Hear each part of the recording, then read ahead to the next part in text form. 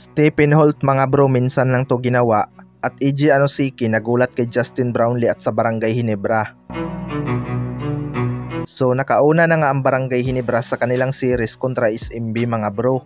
Kitang kita nga ang naging advantage ni EJ Anosiki sa painted area dahil sa lakas ng katawan nito, pero naging liability pa rin ito sa opensa ng SMB dahil pareho nga sila ni Junmar Fajardo na inside player mga bro.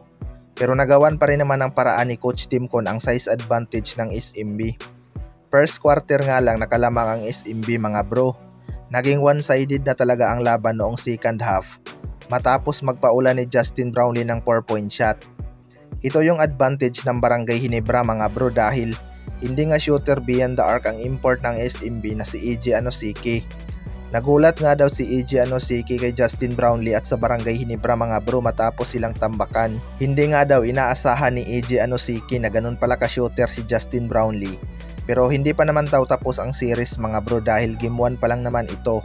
Well, para sa akin mga bro, kailangan pa rin ng Barangay Ginebra mag-ingat kahit sila ang nakauna sa series dahil SMB pa rin naman yung kanilang kalaban. Alam naman natin ang kakayanan ng SMB lalo na sa mga crucial moment. Sinabayan lang din talaga ng swerte ang shooting ng Barangay Ginebra habang inaalat naman ang SMB. Iba talaga ang nagiging mukha ng Barangay Ginebra kapag mayroong Justin Brownlee mga bro. Hindi mo talaga malalaman kung sino ang kakana. Sa kabilang banda naman mga bro, Stephen Holt minsan lang tong ginawa. Ito ngang si Stephen Holt ang isa sa naging malaking addition sa Barangay Ginebra this season mga bro.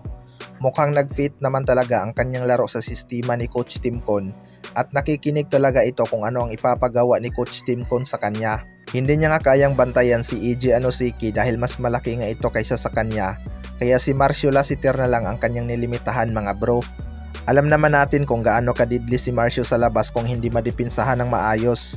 Kung matatandaan natin mga bro na bahagyang ang nasaktan si Justin Brownlee noong tumumba silang dalawa ni EJ Anosiki, dahilan kaya inilabas ito ni Coach Timcon.